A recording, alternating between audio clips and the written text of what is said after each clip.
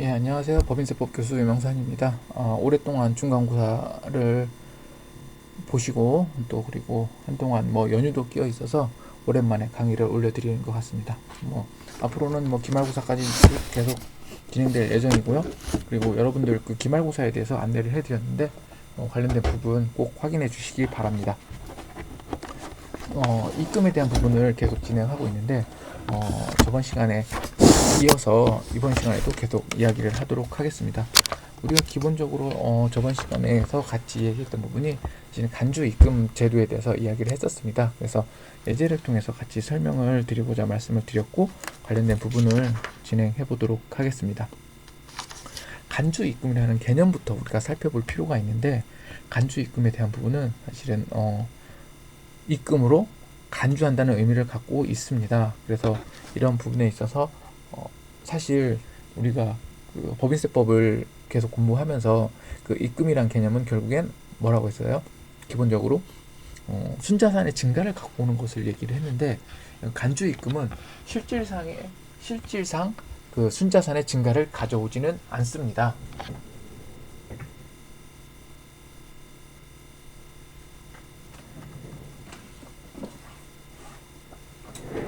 그러나 해당 부분이 실질상 가져오지 않지만은 그거와 비슷한 효력을 발생시킨다고 보고 있기 때문에 법인세법에서는 관련된 부분을 입금 처리하고 있습니다. 그래서 책으로 보시면 여러분들이 220페이지 저번 시간에 저가 매입 그 다음으로 220페이지부터 진행할 예정입니다. 그래서 하나하나 그 간주 입금에 대해서 좀 살펴보고요. 간주 입금이 왜 중요하냐면은 사실은 많은 그 법인세법에서도 그렇고 소득세법에서도 그렇고 해당 부분을 놓치고 간과하고 넘어가는 경우가 종종 있습니다. 그래서 여러 가지 상황에 있어서 그런 부분들을 놓치기 쉬운 사례들이기 때문에 사실은 간주 입금에 대해서 좀 더 집중적으로 공부해 보도록 하겠습니다.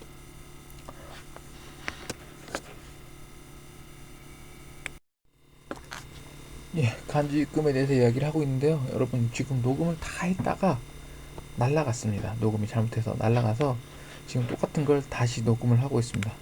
그래서 갑자기 이렇게 열이 확 올라와서 지금 아이스 커피를 한 잔을 타고 다시 녹음을 하고 있습니다. 혹시라도 제가 강의 도중에 이렇게 좀 짜증 섞인 목소리가 나더라도 그것은 똑같은 것을 제 실수에 의해서 2번 하고 있기 때문에 사실은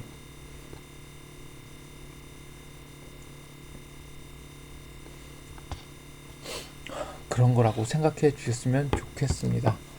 자, 간주 입금이라는 것은 여러분 이야기했던 것처럼 소득세의 간주 임대료하고 비슷한 개념을 갖고 있습니다. 우리가 보존금을 받게 되면은 해당 부분에 있어서 기본적으로 뭐가 발생한다? 이자가 발생한다는 개념을 도입을 하고 있습니다. 따라서 그 부분에 대해서는 법인도 어떻게 한다? 기본적으로 입금으로 간주한다라고 이야기를 하고 있는 부분입니다. 이게 우리가 법인세법을 공부하면서 제일 먼저 얘기했던 게 순자산 증가설이라는 얘기를 했습니다. 순자산 증가설을 얘기했는데, 자, 이런 개념에서 살펴보았을 때 사실은 임대보증금은 이 순자산 증가가 맞느냐라는 부분을 고민해 볼 필요가 있습니다. 이 고민을 하는 이유는 이 부분에 있어서 이 간주 임금에 대한 부분은 순자산 증가설과 약간 배치되는 개념을 적용하고 있음에도 불구하고 법인세법에서 왜 이것을 선택하고 있는지에 대해서 알고 있어야 되기 때문입니다. 자, 우리가 순자산 증가설이라면요, 결국엔 법인의 자산을 증가시키는 경우에는 뭐다? 결국에는 입금이다. 각 사업연도 소득에 포함되는 입금으로 간주한다고 이야기를 했습니다. 그러나 우리가 임대보증금을 받게 되면은 사실은 법인은 어떠한 회계 처리를 진행하게 되면은 뭘로 계산되나요? 보증금은 결국에는 이것은 부채로 계산될 수밖에 없죠.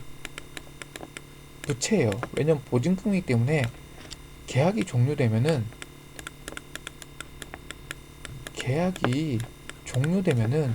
요 임대 보증금은 다시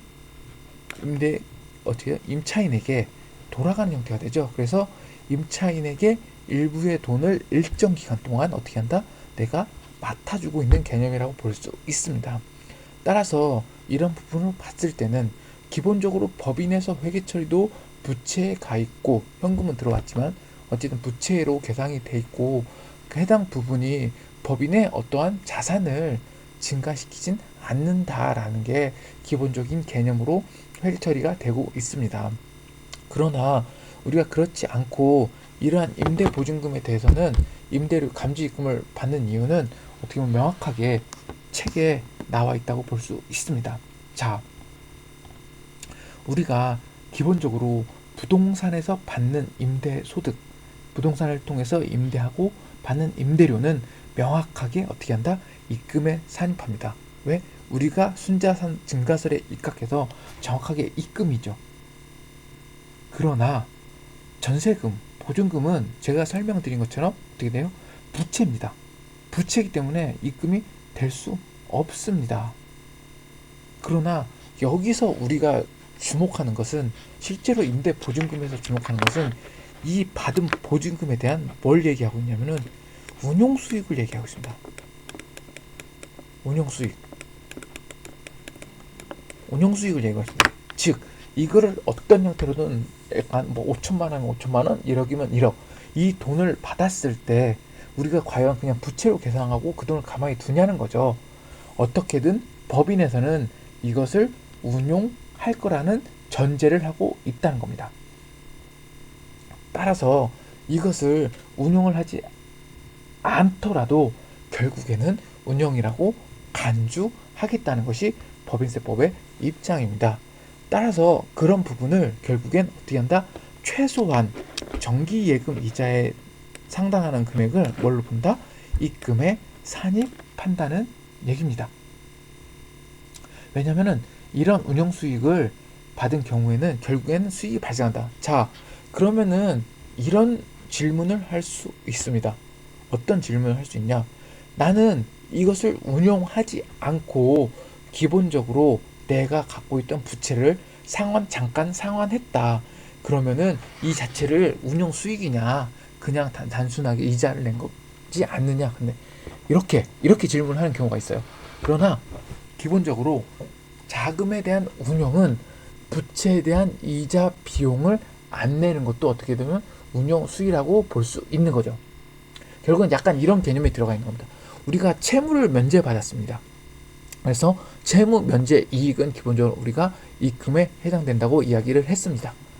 따라서 그런 부분에 부채를 임대 보증금에서 부채를 상환하고 일정 기간 동안 이자 비용을 내지 않았다면은 결국엔 어떤 형태로 가냐? 그게 채무 면제 이익과 어떻게 보면은 비슷한 형태의 효과를 나타낼 수 있다는 겁니다. 따라서 해당 부분에 있어서는 임대 보증금의 간주 입금은 이런 개념에서 접근한다는 이야기입니다. 그래서 이런 부분이 임대 보증금의 간주 입금이 성립되는 기본 개념이라고 볼 수 있습니다. 그렇다면은 우리가 고민할 건 그럼 정기 이자 상당액, 정기 예금 이자 상당액은 어떻게 결정되느냐? 또한 이러한 간주 입금에 대해서는 또한 어떻게 그럼 계산되느냐라는 문제가 발생할 수 있습니다. 앞으로 지금 이제 설명드릴 부분은 이런 부분, 이러한 정기 이자 상당액과 이거에 대한 계산은 어떻게 하는지를 살펴볼 예정입니다. 물론 이렇게 설명을 들으면서 살펴볼 거지만요, 뒤에 같이 예제를 풀어보면서도 여러분들에게 어떻게 한다? 설명을 드릴 예정입니다. 여러분들 관련된 부분은 꼭 여러분들 정확하게 좀 짚고 넘어가셔야 될 부분이 상당히 빈번하고 자주 법인에서 일어나는 일이고 이게 놓치는 경우가 많이 발생합니다. 그래서 이 부분을 명확하게 하고 계시고, 아주 작은 기업들에도 사실은 우리나라 기업의 특성상 이러한 임대보증금에 대한 임대료 수익이 가장 기본적인 어떻게 회사 운용에 깔려 있다는 거죠. 그래서 꼭 짚고 넘어가셔야 됩니다. 자, 이렇게 우리가 봤을 때 우리는 이러한 간주 임대료에 대해 계산 방법은 크게 두 가지로 나눌 수 있습니다. 간주 입금입니다. 간주 입금에 대한 부분을 크게 두 가지로 나눌 수 있는데, 하나는 추계에 의해서 소득금액을 계산하거나 또는 장부 등에 의해 소득금액을 계산한 경우, 이렇게 두 가지로 나눠 볼 수 있습니다. 이 부분이 서로 다르게 나타나기 때문에 어떠한 특정한 요건이 성립됐을 때 또 계산하는 방법이 일어났습니다. 그러면은 우리가 여기서 알고 넘어야 될 게 또 하나가 적수라는 개념이 있습니다. 적수. 둘 다 적수라는 개념이 있는데, 이 적수라는 개념은 여러분 아시다시피 여러분들 아마 소득세법을 들으셨을 거예요. 소득세법에서 이 간주 임대료라는 부분을 어떻게 한다? 이야기를 하고 나왔을 건데, 이 부분이 어떻게 한다? 같은 개념에서 적용되고 있습니다. 그래서 적수라는 개념을 같이 적용하고 있기 때문에 그것 같이, 그리고 두 번째 개념이 뭐가 들어갈까요? 바로 정기예금이라는 거죠. 정기예금이라는 개념이 들어가고 있습니다. 그래서 책으로 봤을 때는 여러분들 몇 페이지? 220페이지부터 어떻게 한다? 222페이지까지 이렇게 정리가 되어 있습니다. 자, 이렇게 쓸 때 일단은 추계에 의한 금액은 기본적으로 장부에 어떠한 명확한 서류가 확인이 안 됐을 때 추정하여 계산하는 게 추계에 의한 소득금액 계산입니다. 그래서 이것을 추계라고 하고요. 이런 된 부분은 여러분들이 소득세법에서 계산한 부분과 거의 비슷하게 적용된다고 보시면 되겠습니다. 그럼 또 한 가지 경우는 뭐가 있냐? 장부 등에 의해서 소득금액을 계산하는 경우가 있습니다. 이것은 어떠한 특정한 요건이 됐을 때 적용되는 부분인데, 대부분 많은 기업들은 이렇게 추계에 의해서 계산하게 됩니다. 자, 추계에 의해서 계산하는 것들은 기본적으로 이런 공식을 갈 수밖에 없어요. 자, 일단 간주 입금금액, 결국엔 수익금액이죠. 각 사년도의 수익금액은 거의 비슷하기 때문에 수익금액은 보증금의 적수,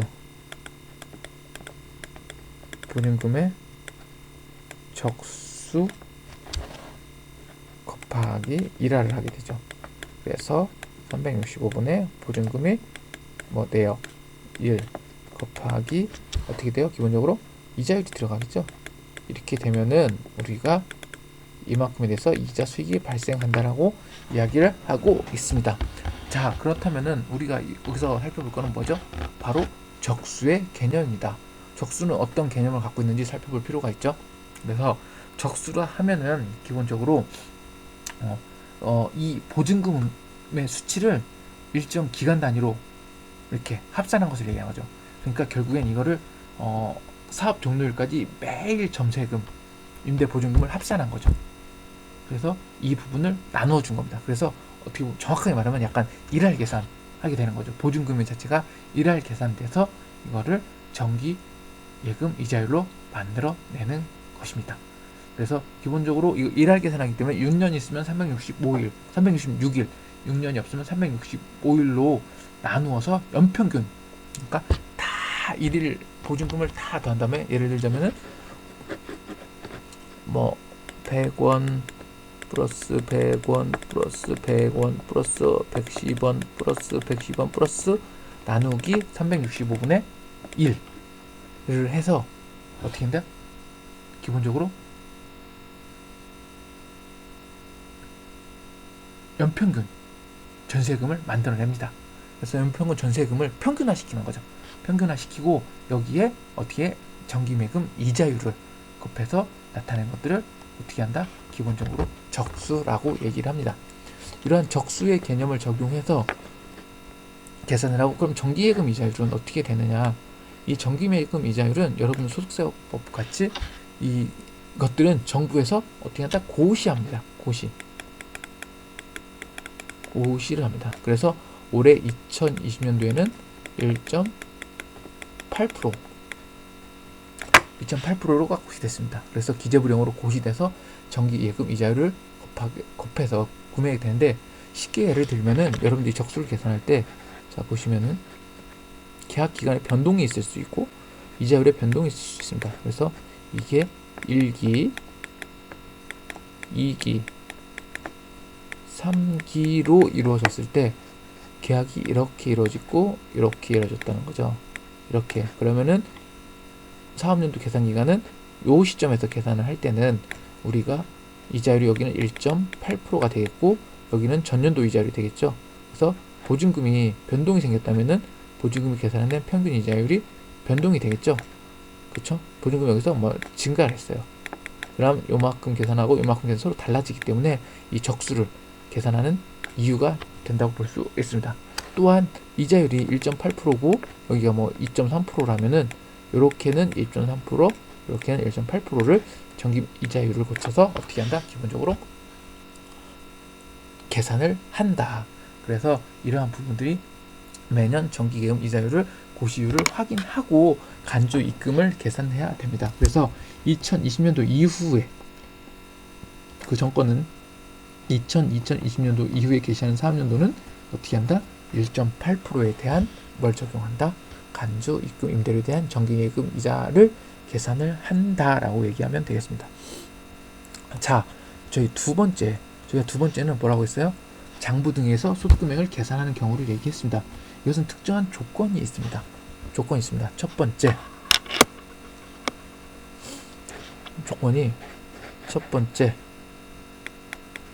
차입금 과다법인, 이 조건이 성립됩니다.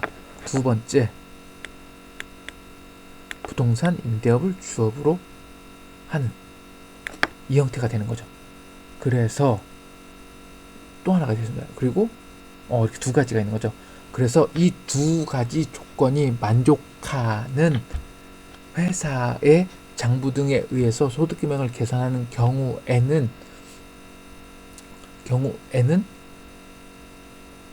그 보증금에 대한 정기예금 이자 상당히 미달하는 경우에는 그 미달한 금액으로 발생하는 금융 수익, 뭐 관련된 부분이 다르게 나타나는데 이 부분에는 두 가지가 가장 중요합니다. 임대용 부동산의 건설비 상당액을 차감해 줍니다. 그리고 금융 수익에 대해서 어떻게 한다? 공제를 해줍니다.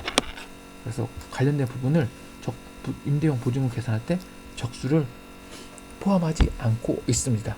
즉 관련된 부분이 어떻게 돼요? 감정입금 금액이 좀 더 적게 나타나게 볼 수 있다는 거죠. 그래서 책을 보면 221페이지에 계산하는 방식이 어떻게 되냐면은 해당 사업연도의 보증금의 적수에서 뭘 차감해 주냐면요. 적수에서 임대용 부동산의 건설비 상당액의 적수를 차감해 줍니다. 요만큼을 차감해 준 거죠. 그래서 결국엔 이렇게 차감해 주는 뭐가 돼요? 보증금의 금액이 낮게 나타난 형태가 됩니다. 이렇게 해서 똑같이 정금, 예금 이자율을 통해서 간주 입금을 계산하고 여기서 뭘 차감해 준다? 금융수익을 또 공제해 줍니다. 금융수익을. 그래서 이 두 가지 형태를 추계로 계산할 때와 차이점이 발생한다는 겁니다. 그래서 이러한 조건, 차입금의 과다 법인으로서 부동산 임대업을 주업을 하는 영리 국내 법인, 요 형태는 기본적으로 그 임대 보증금에 대한 간주 입금 계산 방법이 다르게 나타난다 이야기할 수 있습니다. 이렇게 부동산이나 임대를 대여하고요. 이렇게 달리 계산하는 부분들을 책을 통해서 확인하고 우리가 알고 있는 기본적인 개념 체계는 어쨌든 축에 의해서 소득금액을 계산하는 걸로 확인하면 될 것 같습니다. 자, 이 뒤에 가면요. 우리가 또 관련된 부분에서 예제를 통해서 좀 더 자세하게 확인해 보도록 하겠습니다.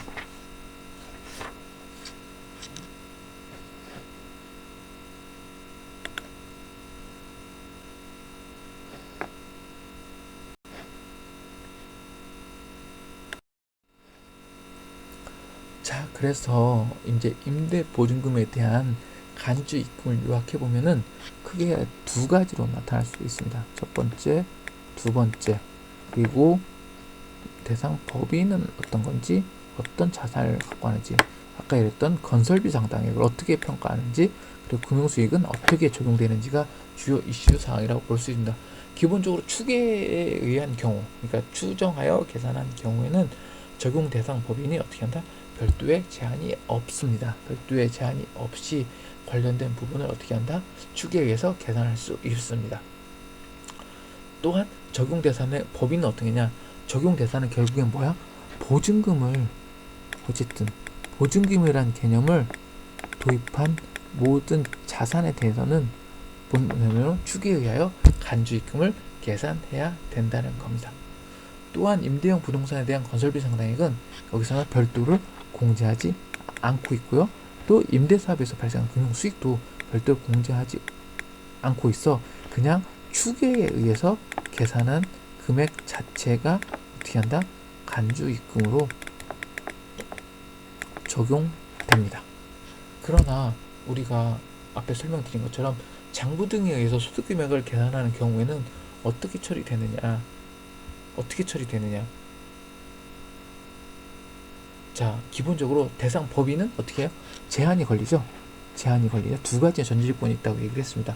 첫 번째, 차입금 과다 법인.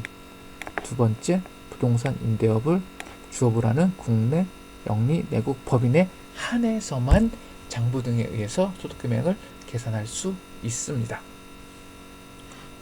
또한 적용 대상 자산은요, 기본적으로 부동산 임대업을 하기 때문에 기본적으로 부동산 임대업은 주택 및 그 부속 토지를 제외하고 나머지 적용 대상 자산으로 적용이 됩니다. 즉 축에 의한 경우에 일반 법인 같은 경우는 주택의 임대, 부속 토지의 임대는 결국엔 축에 의해서 간주입금으로 계산할 수 있으나 부동산 임대업을 하는 경우에는 어떻게 된다? 주택 및 부속 토지는 제외하고 간주입금을 적용한다라고 보시면 되겠습니다. 자, 그리고 가장 차이가 나는 게 사실은 이거는 대상 범위나 대상 자산을 제한한 거지 근본적인 취지가 다르진 않습니다.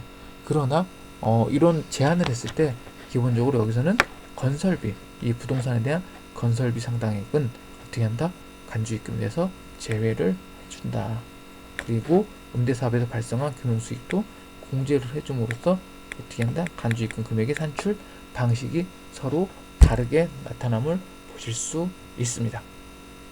자, 이렇게 많지는 않은데 여러분들에게 어쨌든 관련된 부분에 대해서 설명을 드렸습니다. 그러면은 다음 시간에는 여러분들이 이러한 그 임대 보증금에 대한 간주 입금을 예제를 통해서 좀 더 자세하게 살펴보도록 하겠습니다. 한 학기 그리고 이제 수업을 중간고사 끝나고 처음 할 텐데 저희가 그 공지해 드린 바와 같이 기말고사는 여러분들 어쨌든 평가를 통해서 진행할 예정이고요. 그리고 관련된 부분에 있어서 여러분들이 그 얘기하셨던 방법에 의해서 설문조사를 한 부분에 대해서 평가를 할 진행입니다. 그래서 시험을 보지 않고 레포트를 제출하는 부분들은 여러분들이 페널티가 존재하는 것을 알고 계시고 그거에 동의하신 분들은 그렇게 시험을 치르도록 하겠습니다. 그렇게 이렇게 여러분들 동안 한 학기 동안 이렇게 대면을 강의 없이 진행하는 것도 저도 아쉽지만은 어쨌든 마지막 시험을 볼 때 나도 여러분들 한번 얼굴 한번 보고 같이 출석을 부르면서 한 학기를 마무리했으면 좋겠습니다. 어쨌든 시험을 그렇게 진행할 예정이니까는 참고해 주시고요. 어쨌든 기본적으로 그 수업에 있어서는 우리가 이렇게 수업 시간에 설명드렸던 중요하게 얘기되었던 부분에 있어서 대하여 위주로 시험 문제를 제출할 예정이니 조금 힘드시더라도 수업을 좀 꾸준하게 계속 강의를 들어주셨으면 좋겠습니다. 그러면은 여러분 그 이번 차시 수업은 여기서 마치도록 하고요. 다음 시간에는 그 입금에 대한 계산하는 부분에 대해서 같이 공부해 보도록 하겠습니다. 예, 수고하셨습니다.